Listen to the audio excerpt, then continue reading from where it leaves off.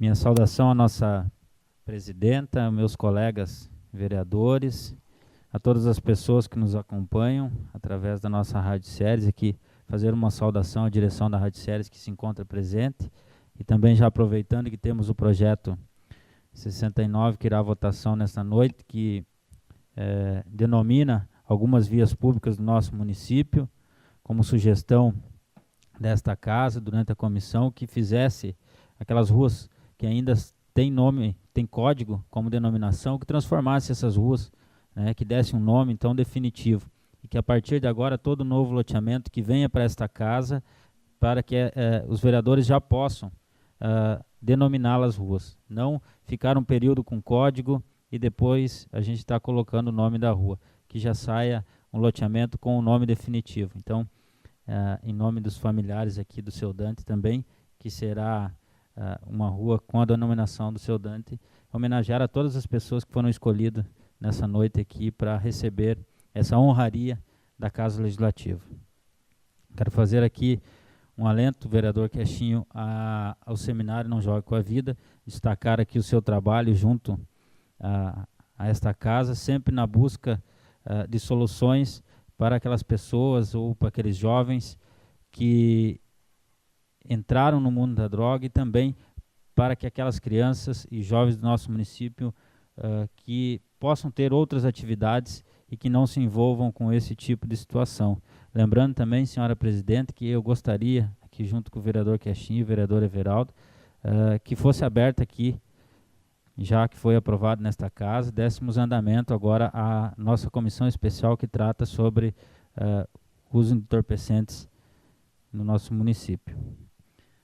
Também destacar aqui que tivemos na quarta-feira a nova diretoria empossada da AOB, né?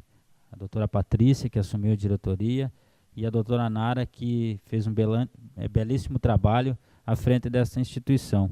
Mas também lembrar que a OAB é uma instituição representativa e que tem uma força significativa no nosso país. Até estamos vendo aí as manifestações diante do pedido de impedimento da nossa presidenta, e que também ela se manifestasse junto ao Tribunal de Contas do Estado, para que os estados e a União pudessem fazer os repasses que prevêem na Constituição Federal para a saúde e educação.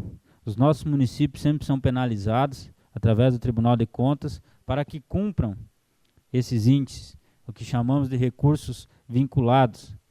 E a gente tem plena consciência disso, e é fato que os estados e a União não fazem da mesma forma e nunca foram penalizados por esse erro gravíssimo que é deixar de repassar o recurso para a saúde e educação. E para piorar toda a situação, ainda está tramitando no Congresso Nacional uma lei que prevê a desvinculação de 25% desses recursos. Vocês imaginem a obrigatoriedade que já não é cumprida pelos estados e municípios, ainda vai haver uma flexibilização do uso desses recursos, podendo ser investido em outras áreas, que não na saúde e na educação. Então, nós que estamos caminhando a passos largos aí a um abismo, a um colapso na saúde, talvez esse período ainda, esse caminho a ser percorrido esteja mais próximo do que nós imaginamos. Tendo em vista, nossa presidenta, que todos aqui já se manifestaram sobre a reunião que tivemos com o secretário Gabardo, e eu vinha falando sistematicamente aqui nesta casa do quanto era importante, e aqui parabenizar o vereador Beto, que provocado aqui nesta casa foi e conseguiu uma audiência, né, através do seu deputado Zanquim, que conseguiu nos colocar numa sala frente a frente junto com o secretário Gabardo. Infelizmente, por uma falta de educação desta pessoa, que não merecia ocupar o cargo de secretário, pois no mínimo o secretário de saúde tem que ser sensível ao problema do próximo. E foi o que nós podemos verificar, que não há, além de incompetência do governo, não há sensibilidade.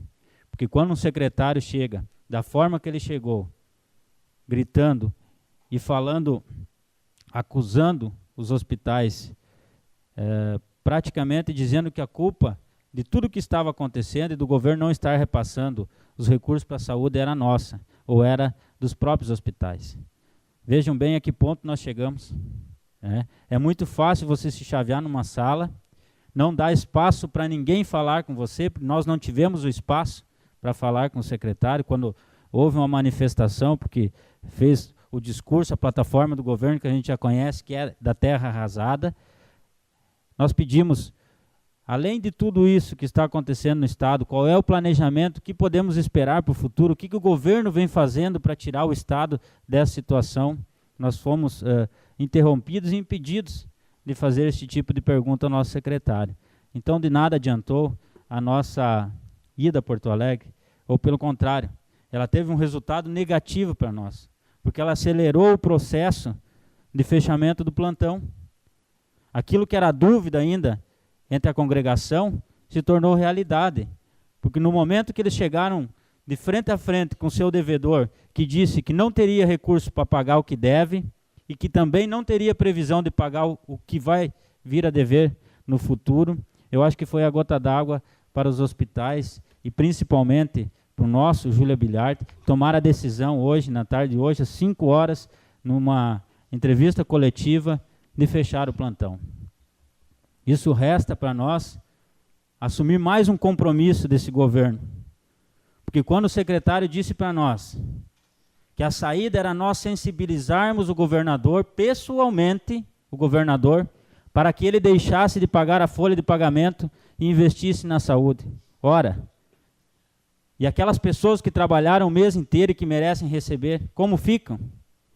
Nós sentimos na pele aqui, esse município sentiu na pele o que é ter funcionário sem receber no final do mês.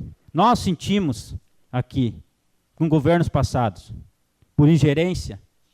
Nós tivemos isso aqui, é presente na nossa vida. Então, como que nós vamos sensibilizar o governador e dizer para ele não pagar o salário do trabalhador, do professor, do brigadiano, que vai enfrentar o crime, ganhando R$2.000 por mês? Isso é falta de coerência, falta de competência. Como? Em 1º de maio, saudando os trabalhadores, nós vamos pedir para que o governo não pague seus salários. Me concede a palavra? Pois não. Eu discordo um pouquinho quando tu falaste que com certeza foi negativo o que a gente teve, mas eu acho que mostrou que os municípios não estão parados, mostrou força dos municípios, e eu acho que todos os municípios deveriam de fazer isso, porque a comunidade não tem culpa e nós somos os representantes da comunidade, então nós devemos ir cobrar. E isto que tu acabaste de falar, de sensibilizar o governador, isso não é a resposta que se dá para 30 pessoas que vão lá para saber um planejamento, alguma coisa que eles têm de positivo para falar com a gente. O secretário falou que será paga a folha de pagamento, e eu concordo contigo quando tu diz, trabalhou, tem que receber. Pagada a folha de pagamento, vai pagar a segurança pública. E se sobrar dinheiro, vai para a saúde. Então, que tipo de planejamento é esse? Eu acho que é isso que falta nesse governo, planejamento. E o governo não se faz sem planejamento. Obrigada. Obrigado pela ajuda, colega. Mas, voltando para a linha de raciocínio, o momento em que o governo mobilizou todos os prefeitos que apoiassem o aumento do ICMS no estado de 17% para 18%. Todo mundo sabe que o aumento do imposto ele tira a competitividade, ele diminui o fluxo de produtividade. Mas a justificativa era para quê? Que tivesse dinheiro, esse 1% fosse recurso para ser investido na saúde, para que fosse saldado os débitos que se tem com a saúde. Isso não foi feito. Infelizmente não foi feito. Então, é preciso um planejamento. Se está sendo promovido um processo de impeachment contra a presidenta da República, porque colocou o país nessa situação deplorável economicamente, o que se fala de um governador e de um secretário que não têm o mínimo de sensibilidade com a doença. Que não é com a saúde, é com a doença.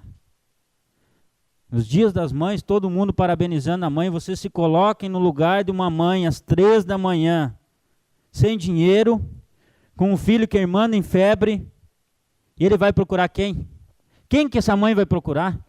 Com o filho no colo? Se nós não temos um plantão para atender essa pessoa. Isso é desesperador, gente. Isso é falta de sensibilidade. Um governo apático. Digo isso para vocês, honrado, honesto, não basta só isso. Isso é obrigação de todos os políticos. Mas ele tem que ser competente para administrar a máquina pública. Coisa que o nosso governo do Estado não é. Não é competente. Não é, porque não tem atitude nenhuma para tirar o governo do caos que se encontra. Faz parcerias públicas-privadas. Nós temos lá a Expo Inter, que poderia ser aproveitado o ano inteiro. Faz uma parceria com alguém. Gente, são tantos fatores que podem ser aproveitados nesse Estado e que não é. E, infelizmente, nós estamos aqui diante de uma situação deplorável na saúde. Mas digo para vocês, o município vai dar a volta, porque uma das prioridades desse governo sempre foi a saúde.